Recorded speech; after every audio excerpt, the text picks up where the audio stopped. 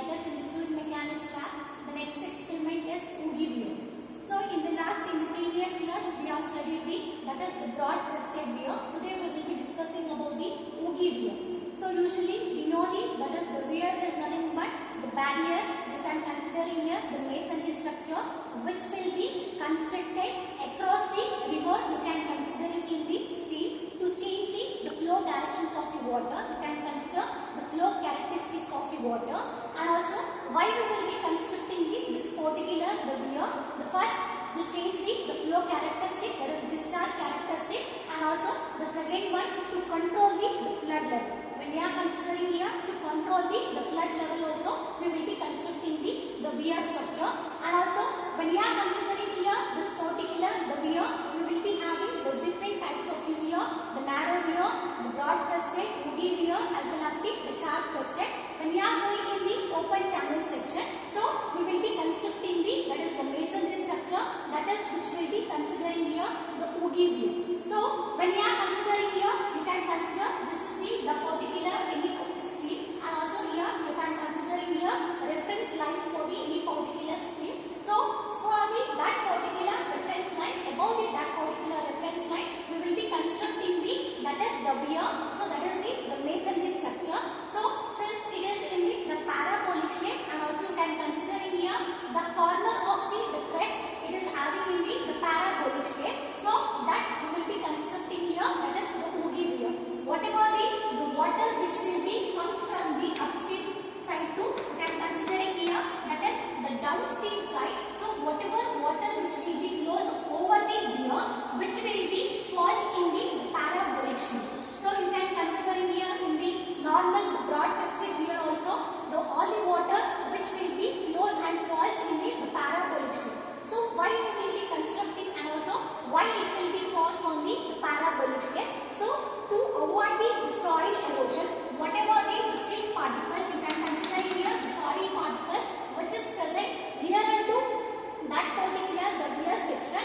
If the water, if it is falls in the parabolic shape, so here whatever that is soil erosion which will be reduces. If the soil erosion, if it is more on the nearer to that particular weir, so what will happen? It will start with the damaging of this particular the weir section. To avoid the normal, that is soil erosion, here we will be constructing that is the Oogie weir. And also you can consider in here that is which is representations of that is the nebula. You can consider in that is water which will be flowing, that will be considering here the nebula. So only this will be constructing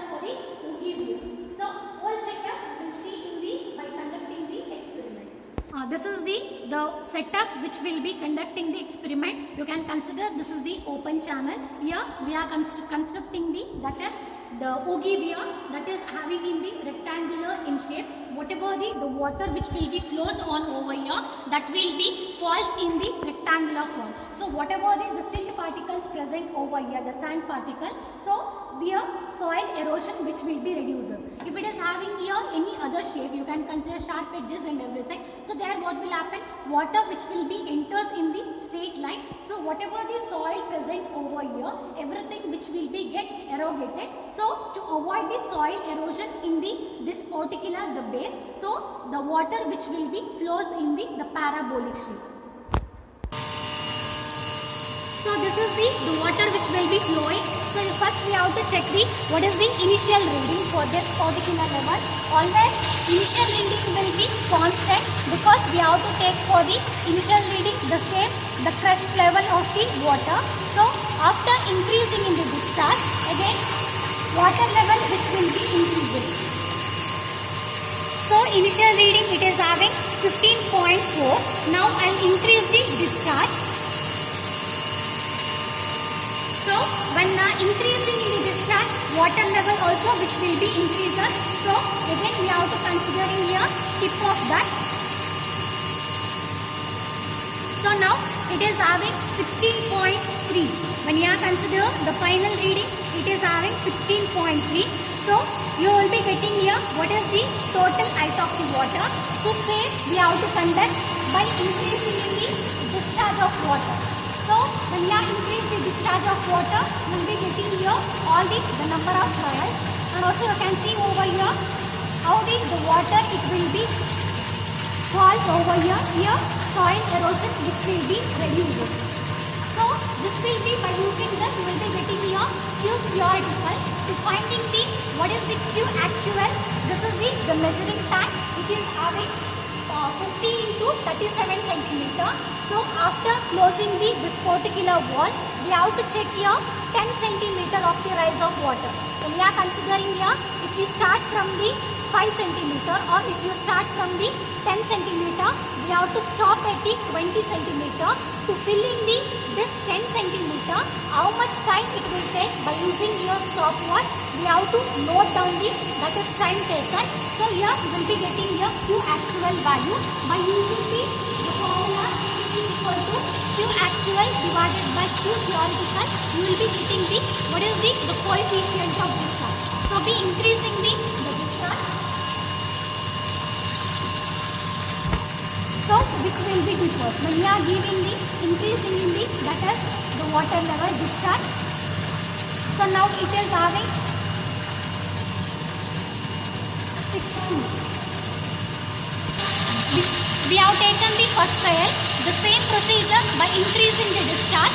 So we have to go for the 2 or 3 more trials. So by adding that is, if we are considering 3 trials, CD1, CD2 plus CD3 divided by 3, you will be getting here average the coefficient of discharge.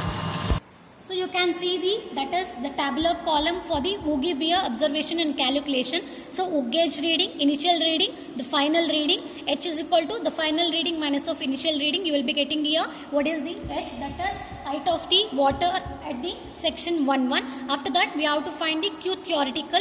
Q theoretical is nothing but by using the formula 2/3 L into root of 2G into H by H raised to 3/2. You will be getting here what is the Q theoretical, that is in the centimeter cube per second. After that we have to go for the measuring aid reading, that is the measuring tank reading, H1 minus of H2.